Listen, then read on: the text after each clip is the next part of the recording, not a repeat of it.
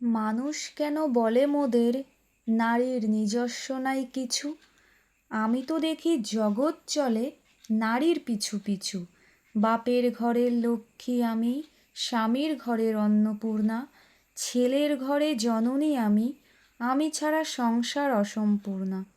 আমার থেকে আপন করতে আর কি কেউ পারে? বাপের ঘরকে ছেড়ে এসেও পরকে বাঁধি ঘরে। গোত্র থেকে গোত্রান্তর যদিও আমি হই, তবুও যেন জননী রূপে সকল দুঃখ সই। ভারত মাতা সেও নারী, নারী জগদ্ধাত্রী। নারী হলো এ জগতের সবার জন্মদাত্রী।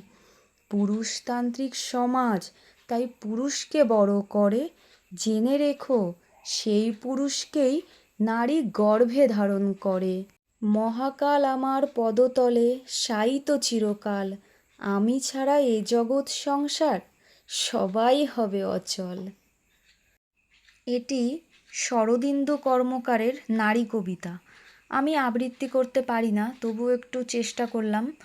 ভালো লাগলো এটা আমার কবিতাটা, তার জন্য একটু পাঠ করার ইচ্ছা হলো।